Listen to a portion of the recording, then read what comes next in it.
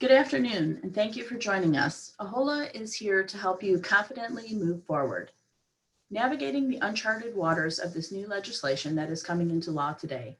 In this webinar, we will review the Families First Coronavirus Relief Act, or FFCRA, the mandates that are associated with it, and how it may affect your employees and your business.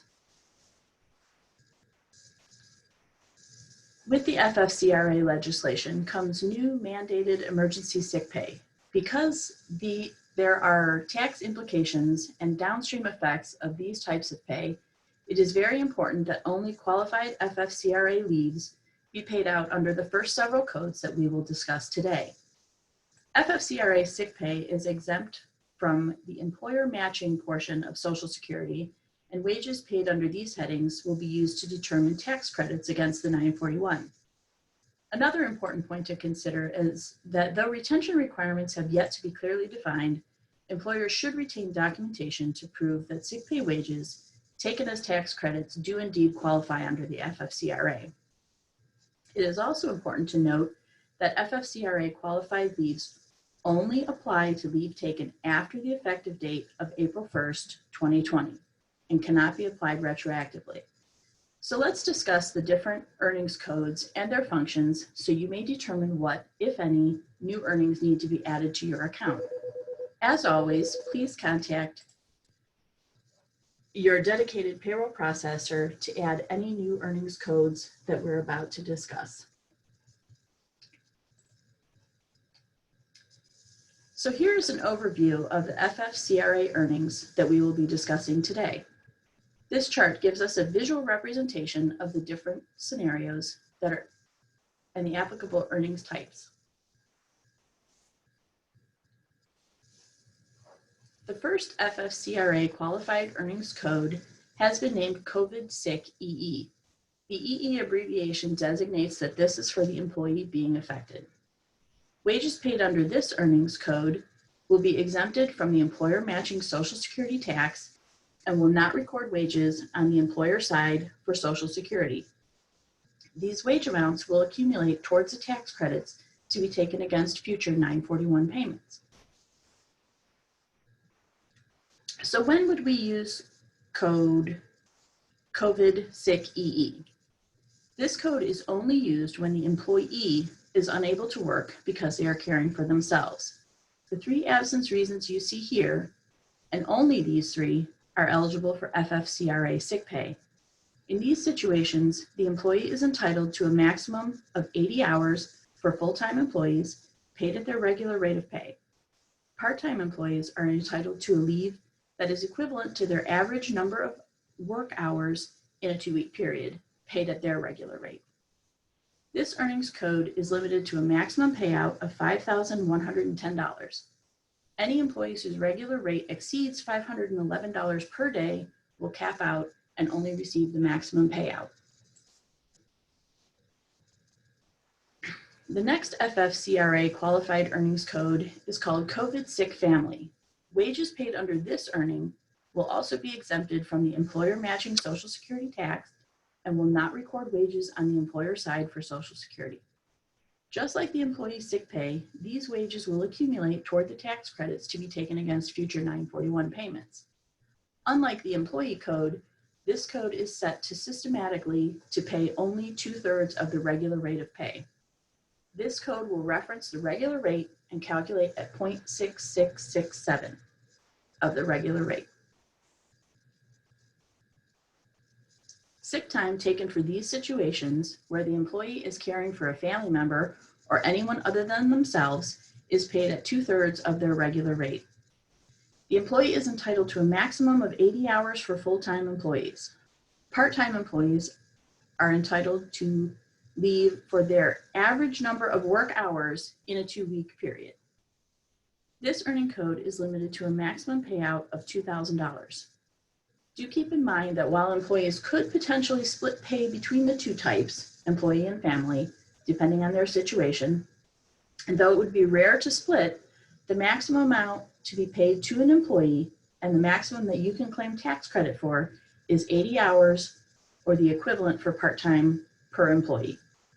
Again, Be sure to retain information for documenting the employee's situation as proof of FFCRA qualification. The Family First legislation also included an emergency expansion to the Family Medical Leave Act, or FMLA, as it is often referred to. This earnings type would be used for wages paid to cover absences for an employee who is caring for a child under 18 whose caregiver or place of care, daycare, school, etc., is closed. Unfortunately, all of the college kids that are back at home do not qualify you or your employees to receive this extended leave pay. However, children with special needs and those incapable of self-care are covered under this new expansion provision, regardless of their age. Leave may be taken to care for adult children if their normal provider should be unavailable. FFCRA requires covered employers to provide employees with paid sick leave or expanded family and medical leave for specified reasons related to COVID-19. Again, the only reason that would qualify an employee for pay under this category is caring for a child because their place of care has closed or their care provider is unavailable due to the coronavirus. When employees request leave for this reason, the proof of qualification can take various forms. Perhaps it is an email, a posting, or other notification of closing from the child's school or daycare. So who is covered by this? Any employee that has been employed for at least 30 calendar days is covered by the FMLA emergency expansion. If you have fewer than 50 employees, you may be exempted from providing the paid sick leave for family members and the FMLA expansion. To find out if you qualify for exemption, please visit the U.S. Department of Labor website for additional guidance. FMLA leave is paid at 2/3 of the employee's regular rate of pay. Normally, the first 2 weeks of the allowed 12 weeks of FMLA would be unpaid. Employers may choose to pay the employee for those 2 weeks under an existing plan, such as vacation, PTO, etc. The expansion allows the employee the option to be paid the first 2 weeks under the new sick pay family qualification. Therefore, a full-time employee is eligible for up to 12 weeks of paid leave at 40 hours a week. A part-time employee is eligible for leave for the number of hours that the employee would normally be scheduled to work over that period, paid at 2/3 of their regular rate of pay. In these examples, the employee could use the COVID sick FAM pay for 2 weeks of paid sick leave, followed by up to 10 weeks of paid expanded family and medical leave. This earning code is capped at $200 per day or $10,000 for the duration of the 10-week expansion. So here's our chart again, just a visual reminder of the different scenarios and the applicable earnings type.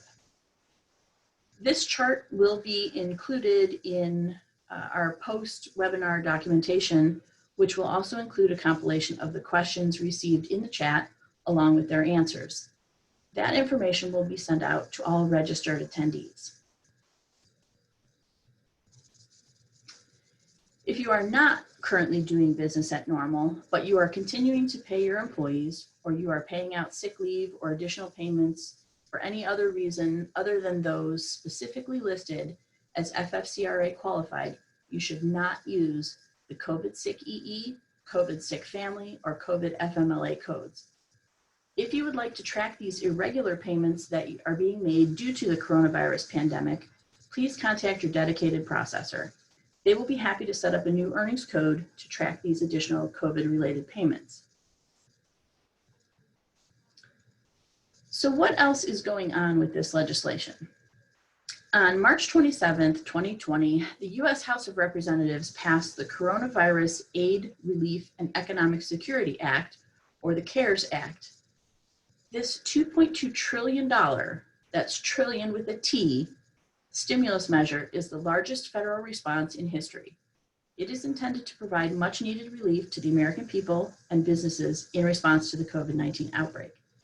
This act contains several different relief measures for various types and sizes of business.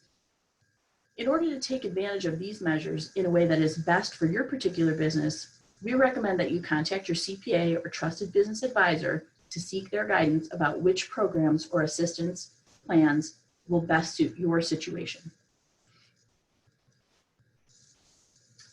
So to wrap up this session, I'd like to thank you for taking the time to join us today. We hope that you have found this webinar to be helpful and informative. For more information about the new regulations and resources to assist you, please visit the AHOLA website at www.ahola.com. News and updates, FAQs, along with links to previous webinars and 10-Minute Tuesday talks are also available under the COVID-19 Resources for Employers page on our website. All of the questions that were received in the chat will be compiled and answered, and we will get those out to all registered participants as well. Please join us for our next 10-Minute Tuesday, happening every Tuesday morning at 8 a.m. Until then, stay well and keep moving forward.